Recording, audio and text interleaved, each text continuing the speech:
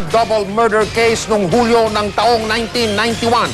Makalipas ang 17 taon, muling nabuhay ang kaso dahil sa balitang pinalaya na ng gobyerno kagabi lamang po mga kapuso ang bumaril sa dalawang kabataan at yun po ay si Claudio Tihanki Jr., anak ng dating Supreme Court Chief Justice Claudio Tihanki Sr.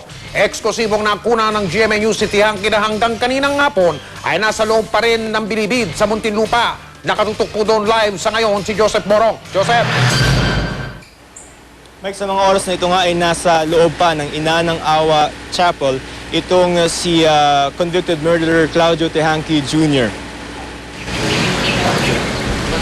Dito sa isang quarter na pinagawa ni dating Congressman Romeo Holosos, nananatili si Claudio Tihanki Jr. ilang araw pagkatapos siya mapalaya sa bisa ng isang executive clemency. Sabado ng gabi, October 4, unang nakita ng mga katiwala ng chapel si Tihanki.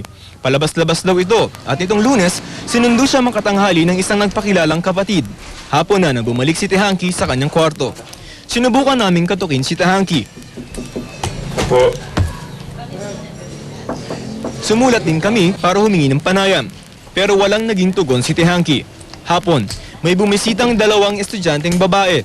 Mga kaibigan daw sila ni Tihanki. Tumanggi silang humarap sa kamera at dahil menor de edad ang mga ito, minabuti rin naming huwag silang ipakita sa kamera. Nagpaabot kami ng mga tanong para kay Tihanki. Maya-maya pa pinagbuksan ang pintuan ng babae. Mahirap matiyak kung si Tihanki ang nakunin ng aming kamera na nagbukas ng pinto. Pero sabi ng batang babae na nag-abot ng sulat namin, si Tihanki raw yun. Kumpirmasyon na sa kabila ng release order sa kanya, nasa bilibid pa rin si Tihanki. Pagkalipas ng halos isang oras, lumabas ang bisita. Bit-bit ang aming sulat. Halos isang oras din na nakipag-usap yung ating source na pumasok dun sa loob ng kwarto ni Mr. Tihanki Jr. Pero sabi niya raw ay hindi daw siya handa munang humarap sa camera. Pero sinagot niya yung pinadala natin na questionnaire. 3 sa 5 na tanong natin yung sinagot ni Mr. Tihanki Jr. Sa kanyang sagot, sinabi ni Tihanki na nalaman na lamang niyang approve ang pardon noong gabing pinalaya siya. Mensahe niya sa pamilya Holtman at Chapman, patawad mula sa kanya at sa kanyang pamilya. Nasa chapel daw siya para humingi ng counseling kay NBP Chaplain Monsignor Bobby Aloguer. Umiisip din daw siya ng mga proyekto para sa bureau. Tumanggi naman siyang magbigay ng pahayag sa mga tutol sa kanyang pagpapalaya. Sa record ng Bureau of Corrections, September 30 pa ibinaba ng palasyo ang executive clemency para kay Tihanki, kung saan na-commute ang sentensya nito sa 21 years at 3 months.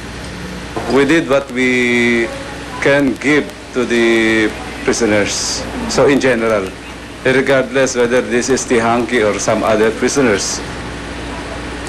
Mike, nakakausap natin sa pamamagitan nitong text messages itong si Ginoong Tihanki at hinihingi natin na humarap siya sa camera pero muli tayong hindi pinagbigyan at sinabi niya na hindi na niya tatapusin itong counseling and debriefing program dito sa NDP at aalis na rin siya sa quarters sa mga susunod na oras o araw. Mike? So wala pang katiyakan, Joseph, sa mga sandaling ito kung ngayong gabi ba o sa mga susunod pa na araw lilisanin ni Mr. Tihanki yung New Bilibid Prison na yan sa Muntinlupa. Ganun ba yan? Wala siyang sinasabing oras at panahon or araw kung kailan siya aalis. Pero ang sinabi niya, nagdesisyon siya na hindi na niya tapusin itong counseling and debriefing program.